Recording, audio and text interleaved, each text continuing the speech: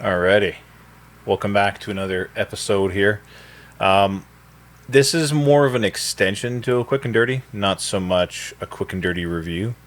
So what I'm going to do is take more of a deep dive into the Ampero 2, which is what I did the last video on. So today what I'm going to do is play a little bit of guitar, and I'm going to dial in a new tone. I'm actually going to screen record and show you the software as well. And we'll make a couple of tones probably and show you how it all works and show you some of the things that I try to do to get what I think are the best results possible. So on that note, roll the intro.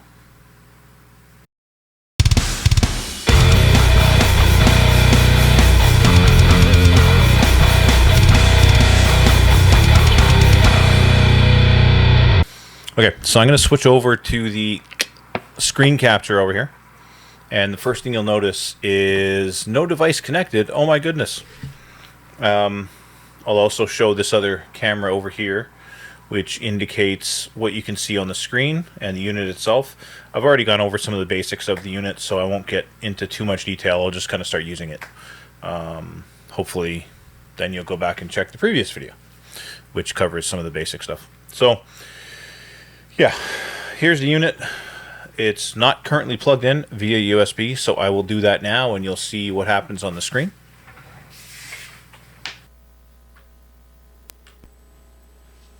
It is USB-C, by the way. Oh, now it says device connected. And just like that, we have all the settings. They pull up and it shows exactly what we're dealing with there. So hopefully the screen capture is good. I think it has everything. Pretty sure. Yeah, and you can see the mouse cursor and stuff. Oh, mint. It's like I'm a pro or something. Trust me, I'm not. Okay, so just make sure we got level here.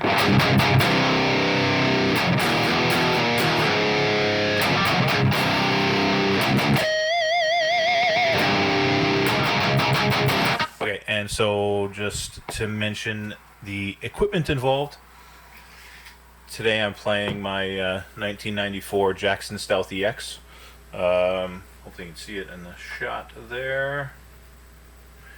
And this sucker's loaded with an EMG 60A in the bridge and an SA up here. And it's wired pretty much normal. I've actually bypassed the passive pickup that's over her. So, yeah. And I should point out too, this is a 22 fret guitar, bolt on, very thin body, very lightweight. One of the challenges with these guitars, because this isn't the only one I have of these, the blue one that you may have seen in previous videos, that's also in the exact same series as this, same year as well. And the nickel frets wore out over time. So this one was refretted and I want to say it was 2007.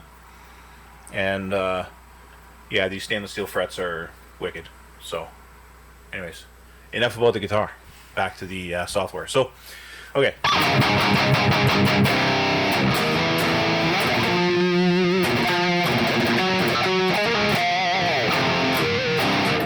Just to show you what I have in here. This is an existing one. This one's based on a Soldano. Yeah, Soldano.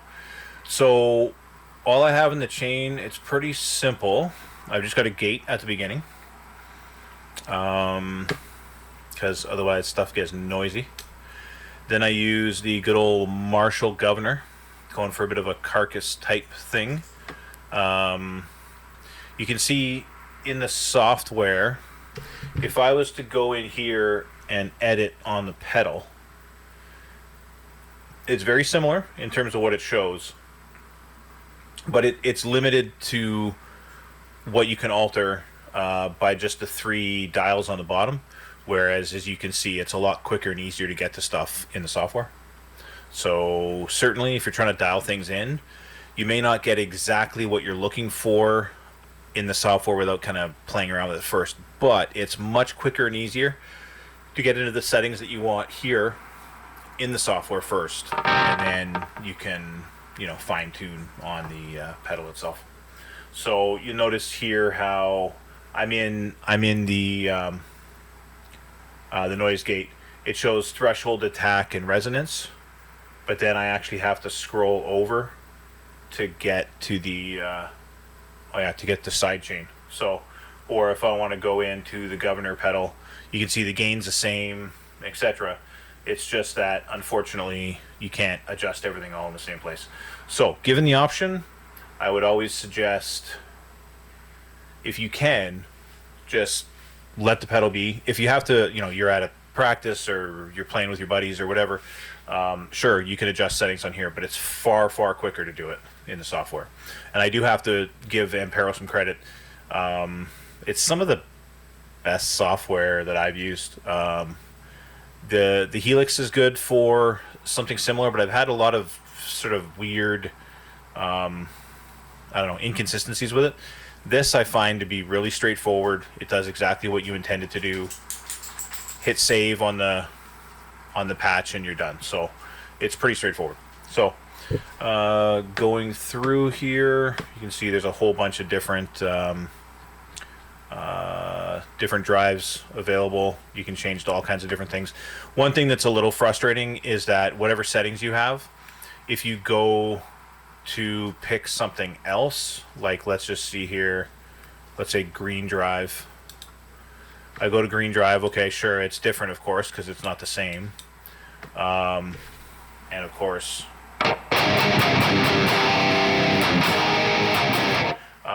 now if I go back to the, where is it? Wow. Excellent demo. Where the heck am I? I'm not seeing the governor. Oh, there it is. Yeah. You'll notice now it's back to just noon for all the settings. So that's one thing I do find a little bit tedious. So like you find your setting, but I'm not sure if I really like that one. You almost have to like write it down, which is kind of annoying. But I know where I was at, and I can look it up on the other one. I was at 22. I was at 100. That I didn't memorize. You might have to go to the pedal, which you can do. Since I haven't saved it yet, it's still there. Where am I? Yeah, bass was 62. Middle 61. Okay. Oh, look at that. Oh. Okay. There we go. All right. Perfect. So it does communicate. Just yeah. I realized I could have just not saved it and it would have gone back to where it was. But anyways, I'm also running in here kind of an odd double boost setup, but I find it actually helps.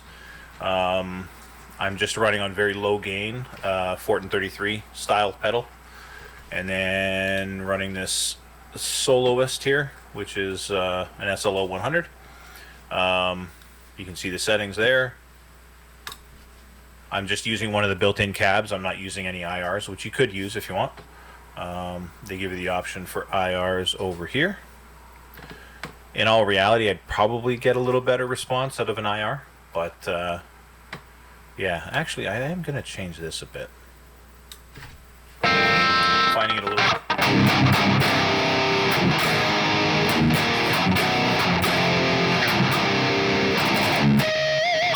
Finding it a bit dry. Okay, so... And I'm also running a tilt EQ, which if you're not familiar with what that is, you pick a frequency, and then everything above it is affected by the level that you set, and what everything below that frequency just stays the same. So for example, if you want to increase the sort of brightness of the sound, you can just set it to Mine's set at 1,000 hertz. You can set it to like whatever you want. I generally find between 600 and 1,000 is a good range to be in as far as the frequency. And then your Q affects how much of an area that's going to affect. But in simple terms, everything above that point is what your gain is affecting. So like for, I'll actually show you this example here. We'll go to gain of 0. So that's just the amp, nothing fancy. We'll go pretty extreme so you get an idea. Now all the low frequency is totally gone because it cranked up all the highs, everything above 1,000 hertz. And you can fine tune these to whatever you want. So what I find this is really good for is adjusting between your different guitars, because quite often unless you have the exact same pickup in every guitar, they're all going to sound a bit different. So some sound a bit darker, some sound a bit brighter, etc. So generally you have to change what you set in that. I mean, you could argue, oh well, you can just do that with the amp and the boost and stuff like that. But when you're getting into like you like the sound, but you can't quite get to where you want it to be, like it's close, but it's not quite there. That's where something like a tilt EQ can really help out. And then I just got some reverb on there. So anyways, that's a basic patch. I'm going to create a brand new one here. We'll replace this. I'm just going to not save. We're going to replace this Juicy Fusion with a new patch. So I'm just literally going to clear it. Are you sure you want to clear? Oh yeah. Okay, so now it's empty. So what we can actually do too is you have the ability, if you take a look here, your inputs are pretty varied. You can really take input from whatever you want. So it's fairly impressive. I prefer to just do that and have it be one big chain. But if you wanted to use like two different amp sounds and run one pan hard left and the other one pan hard right or something like that, you can do that too. So and then it's just a simple matter of, okay, yay, and I want to put in a noise gate. All right, we're gonna go with, let's run some AI. Ooh, so an AI gate, and then we're gonna do, yeah, we'll do a boost. We'll do something like, I'm going to do something kind of more fun here. No. Where are we? Oh. Am I missing something here? The screen too bigger. That's a precision drive. Interesting. Shredder, crunchy metal land. Yeah, okay. No, that is the one. There's a lot of options here. So I'm going to actually use a metal zone. They call it metal land, but anyways, I'm going to use a metal land because why not? And then we could do things like a preamp, or we could do different effects in there and stuff. As far as amps, we're going to go with a nice high gain. You can see there's Marshall, Orange, Mesa Boogie, Soldano, PV. You've got Friedman, Engel, Diesel, rectifiers, more Diesels, Bogners.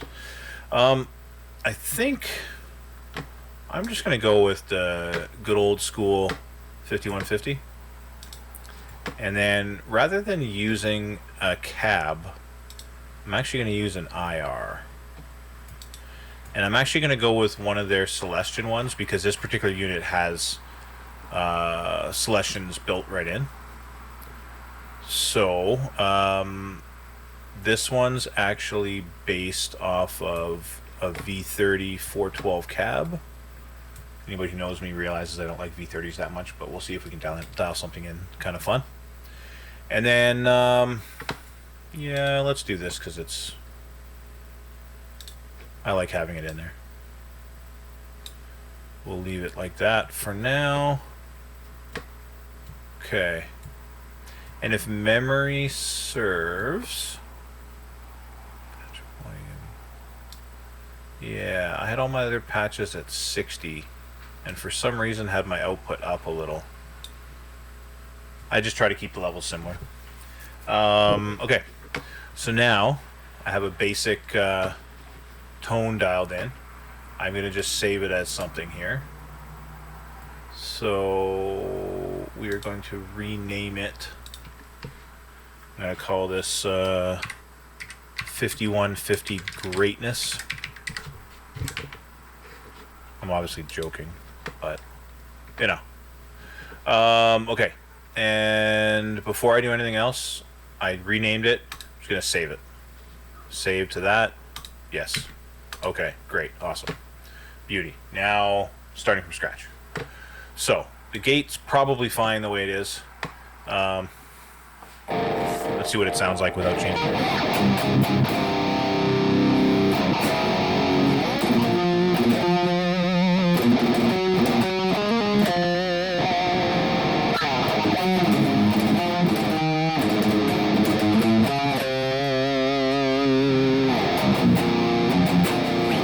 Okay, so I actually can't hear it all that well here. Hang on a second.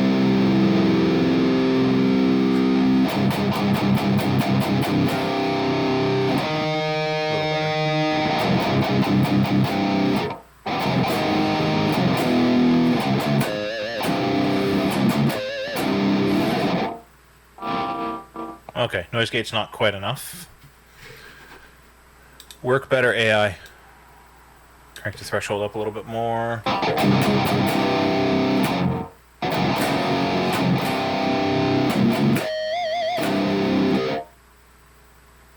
Okay, not bad. Alright, we already have a half decent sound. Now, some people might be wondering, well, why the hell are you using a metal zone with a high gain amp? What I find works well for me is to take a tube amp, whether it's just a power amp by itself or an actual high gain amp, and add solid state distortion to it. So it's similar to like what the, you know, all the HM2 guys would do, but that's not the type of gain I'm looking for. I don't want the fuzz sound. I want a distortion sound, but I want it to have the clearness and the punch of the tube sound, and then I want to fill it in with kind of the buttery solid state sound. So it's kind of like, I don't know, a mixture between a valve state and a, I don't know, high gain amp. So something along those lines. So that's kind of what I'm generally going for. I find we have a little bit too much gain, but it's not that much over. I find that what I try to do in a lot of cases is if I'm doing a solid state distortion like this, I'll get rid of a lot of the treble, because I find that that doesn't really add anything, because it kind of gets buzzy and it can sound like, I don't know, like a mosquito tone. So I prefer to instead more dial in middle and low frequency, and well, crank to master, of course. So something along those lines. Oh, look at that. I'm looking at the amp, not the you know, not the pedal. Okay, so something along the lines of that for the amp. Maybe a little more presence. The whole 666 idea. And then here, I'm going to do less gain, full volume, a little more bass. We're going to take the treble down quite a bit. I'm going to take the middle frequency. I'm going to pick the middle frequency here. And the easiest way to do that is to just crank the middle. So very 5150 sounding.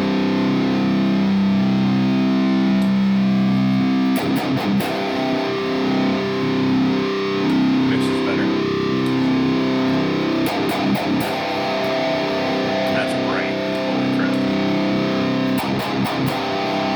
No.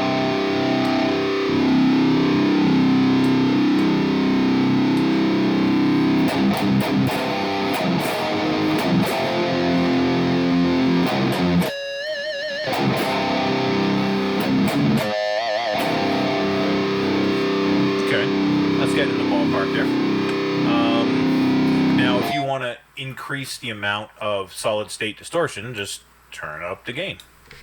And then you'll get a different mix of sound. So if I were to take this right out,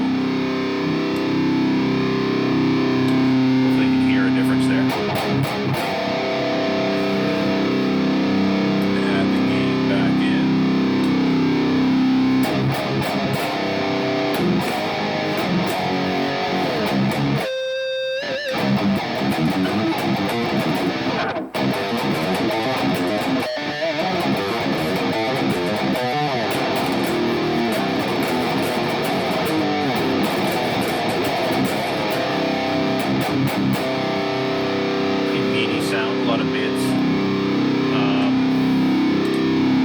Touch the tilt EQ or the IR yet.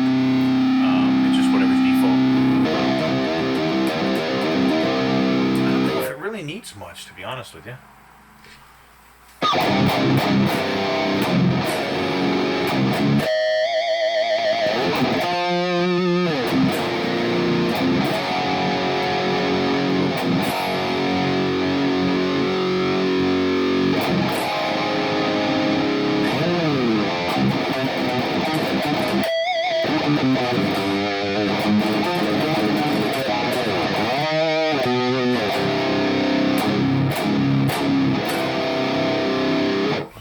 I might actually start using a tone more like this. Bear with me 1 second. I'm going to change back to a tone I normally use. But I'm going to save this one first, the way it is. Save it. Oh, yeah. Okay, I'm going to go back to here. What the hell is that?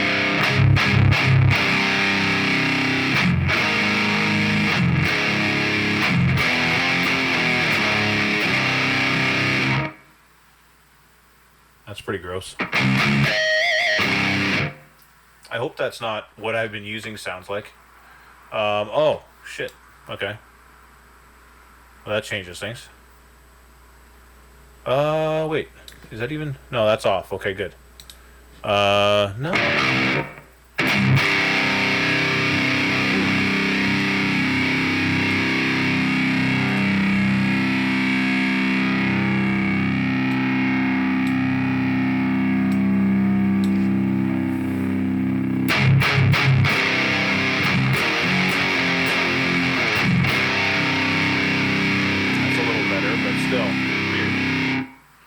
Okay, that was a little disappointing. Save that. Unless it's just these guitars sound so much different. But if that's what I normally use, that's kind of gross. That's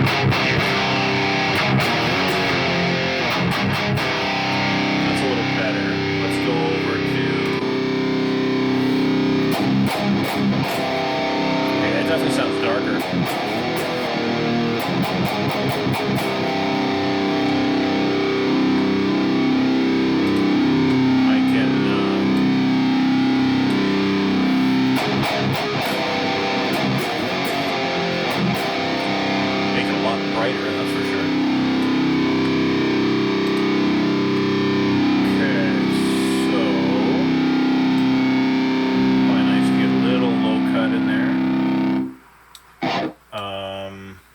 Cut to get rid of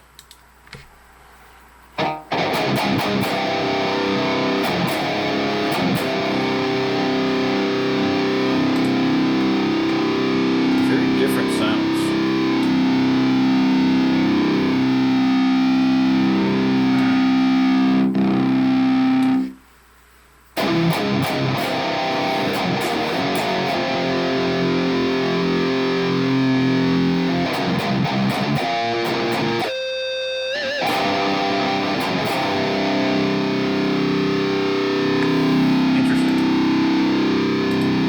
It's weird how your perspective changes when you go to a different sound. That's a lot brighter.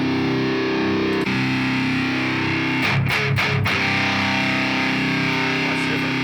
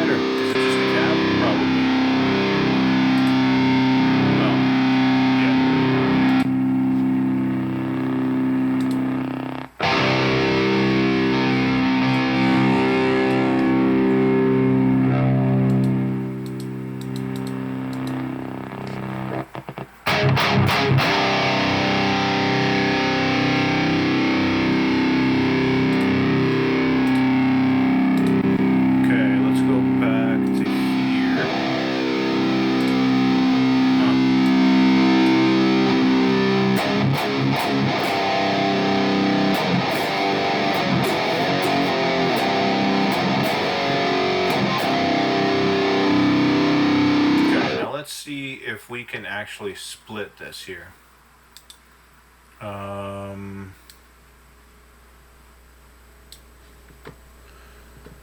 Okay, pan center, that's fine. We'll go output. Basically this. What? That's gross.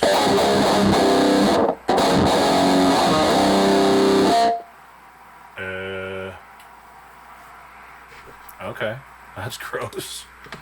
Let's put an IR on there.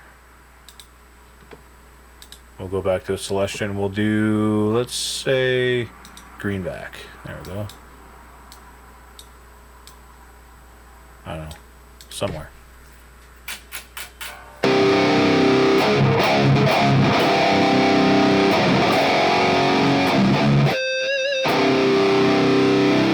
That's a little on the loud side, I think.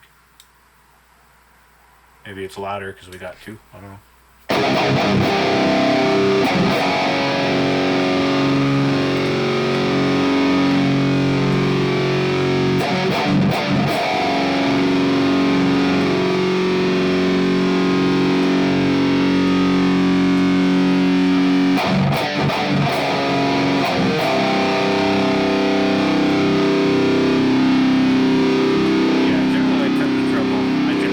Treble down there. It seems to work well.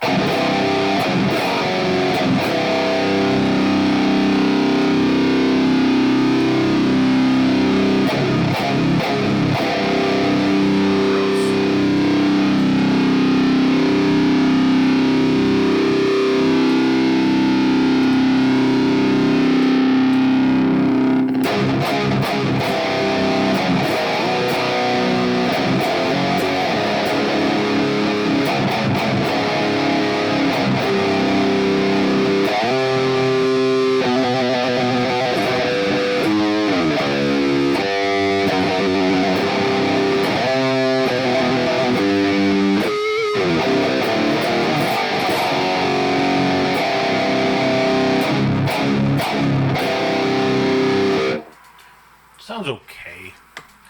I'm gonna say, yeah, okay, whatever. Save it, sure. I just want to see what do we get when we go with something that isn't a 5150. Copy, paste. Oh yeah, and then so you can see moving through different patches and stuff is really straightforward. I'm going to get rid of this sucker, and I'm going to go for maybe a Mark IV. I don't know, something.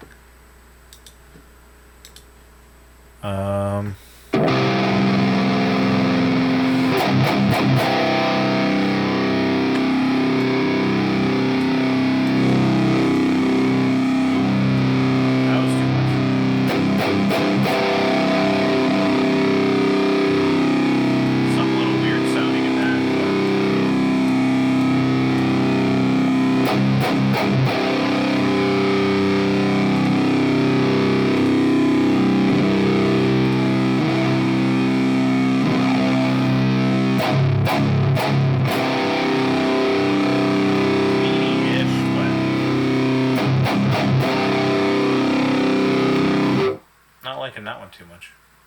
Let's try.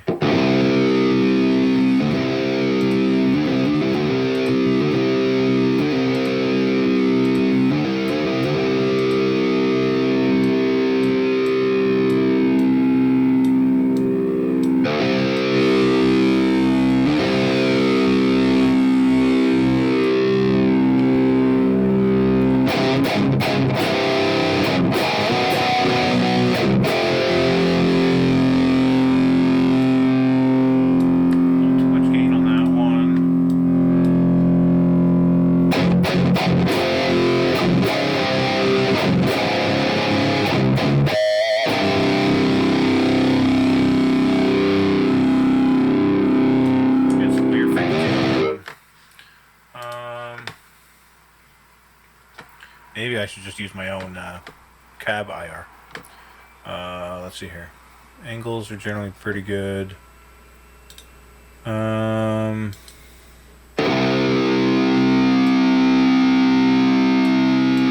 little diesel action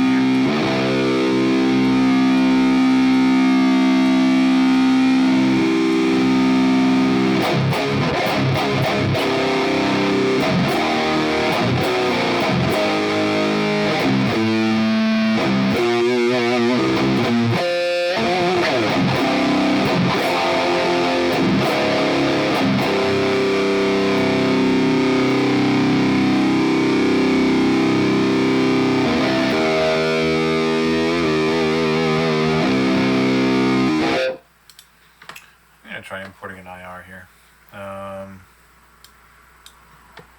Bear with me a moment. I'll probably fast forward this part anyways.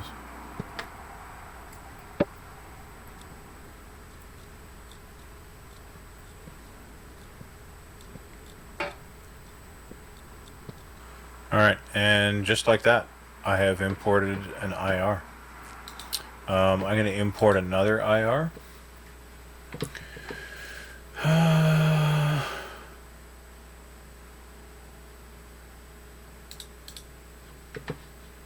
And yep. And I'm going to import another IR.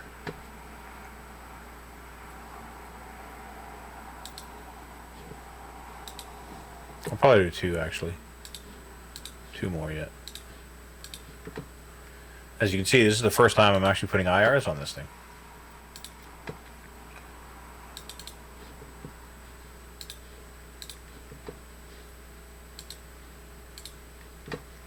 Okay.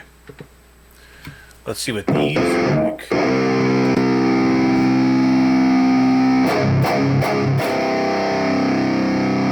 a little better to me.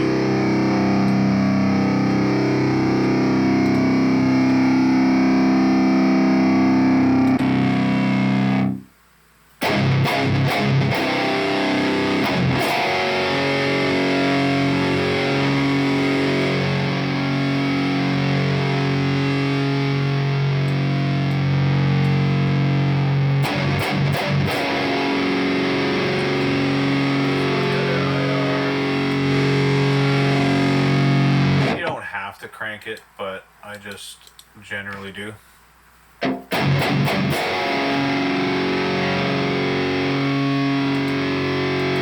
you can always go in and dial in what you want of each.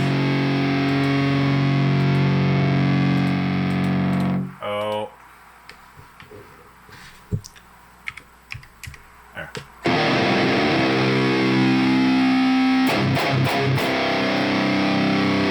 That's a little better.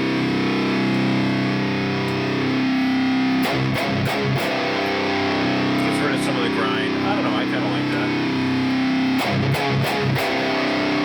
I'm going for a more,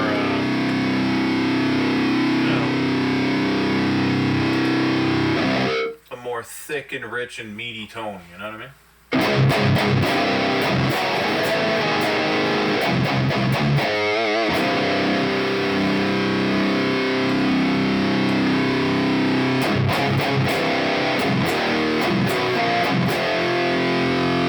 More amp, a little more metal zone.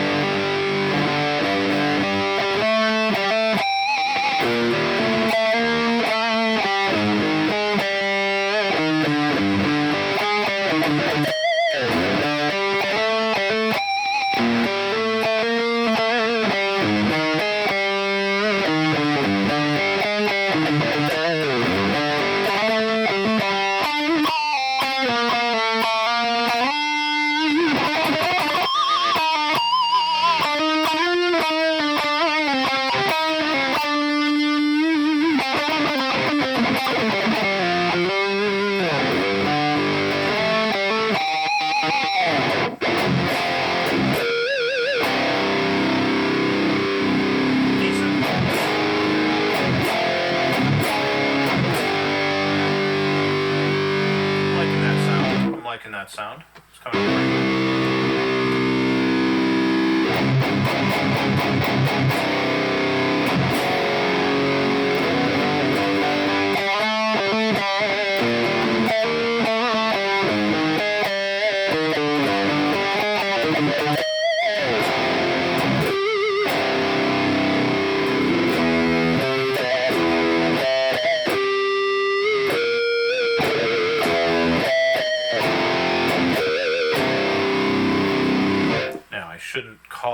the same as the other one, obviously. We're going to call this one, let's see here, VH4 Killer. Oh.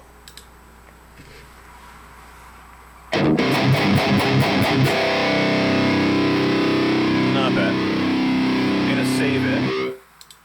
And I'm going to go back. Oh, come on, save. I told you to save. And I'm just going to compare.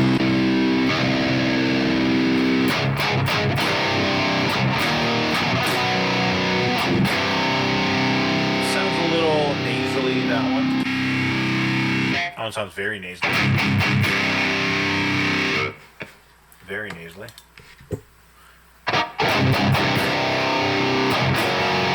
That actually sounds fairly similar to the one that we just had.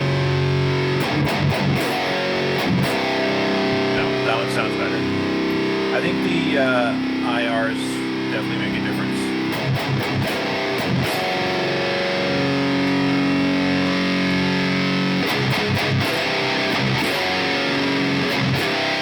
Still doesn't sound terrible. Little extreme, but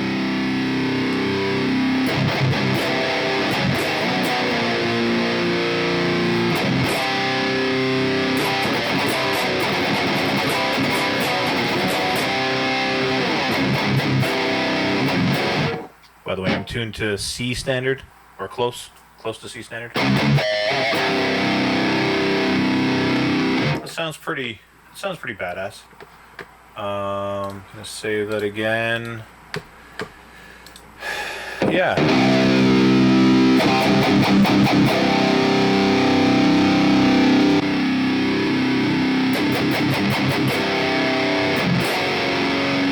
think that sounds a bit better.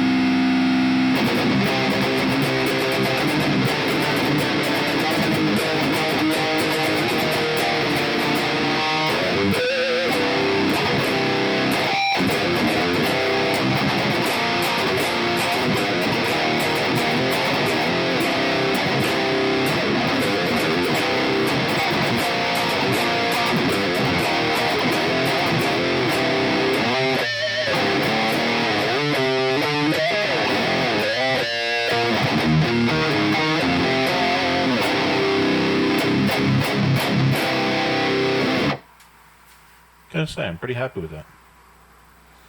I might actually start using that in the old band practice. We'll see. But that does sound pretty good. So, I mean, that gives you an idea of what you can do. You can see how, I'll build a patch.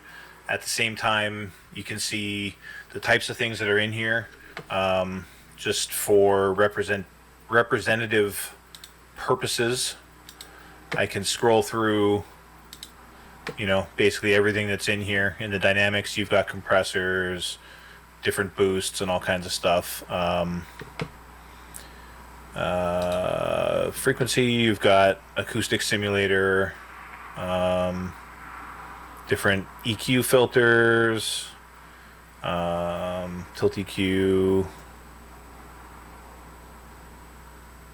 and then, octave pedals and pitch control and stuff like that. Okay, so anyways, you've got octave pedals, you've got pitch shifting pedals, string shifter, harmonizer, 12 string, you got the lo-fi effect, ring mod, etc. Wahs, you got a whole bunch of different ones. Even got the Kirk Hammett style one. Drive pedals, you've seen the list here already, I think.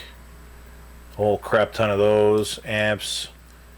Basically, if you go through all the amps, including the clean ones, there's quite a few. I think there's like 70 or something like that. So you can see the list. Oh, crap. Yeah, and that's fine. You can see the list going through here. You may not get every feature in the original amp, but it's enough to give you something similar to what it would be. You may not know what everything in here is, but they try to have a name that's kind of close. I mean, obviously Marshall is Marshall. Yeah, there's Bogner's, there's Soldano, there's, you know, a whole bunch of crap like that. Bunch of angles and diesel amps, some bass amps, a power amp simulation as well. And you can use just the preamp, not the power amp as well, if you wanted to, for any of them. So that's a possibility as well. Because, like, for example, if you had an IR that has, you know, the power amp included, then you can just use a preamp. It's going to sound a little different anyways. Yeah, so as far as cabs, 110s, 112s, 212s, goes all the way into 412s and 410s and so on. As you can see, plus it gets into some bass cabs. IRs, you can load in whatever the heck you want. I guess it's not going to let me go into IRs, but you can see them from here, where we've got some acoustic ones and then, yeah, different various things, different cabinets. Then you've got actual branded Celestion ones as well, which I thought sounded okay, but I feel like these custom IRs that I have sound a little better. I give you the ability to load in 50 custom IRs, user IRs as well. And then EQ, you've got a whole bunch of different EQ pedals for guitar and bass. And then mod pedals, you get into chorus and flanger and vibrato and phaser and all that fun crap. I don't use effects very often. I don't know, I'm a rhythm player, so that's what I play. Delays, a bunch of tape delays and so on. You can see all those options. Reverbs, some basic ones and then some fancier ones. And then you can add things like an FX send. So for example, you could literally set, like, I want the effects loop before my amp. Okay, well, you could include an effects loop, say in this position here, and then you can have it do the send here and do the return over here, or whatever kind of configuration you want to do. Or you can just have it where the send and return are in the same place, so you could put that in wherever you like. Oh crap, I replaced my IR. Oops. And then volume control. So it has a lot of stuff built into it. There was a lot of hate about my Tonex video, where, you know, people were like, oh, it sounds better than that, blah blah blah. I can only play what I play, you know what I mean? I'm gonna dial it to taste for me, and if you don't like what my ear likes, too bad. You know what I mean? My personal view is that I do like this unit a lot more than the Tonex. I'll go and I'll revisit the Tonex as well, but, you know, for now, this unit seems to do the job.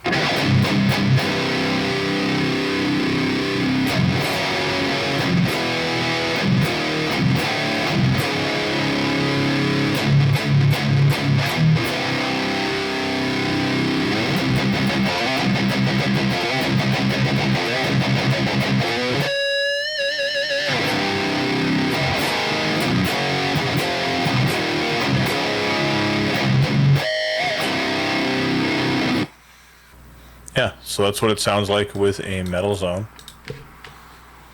And I would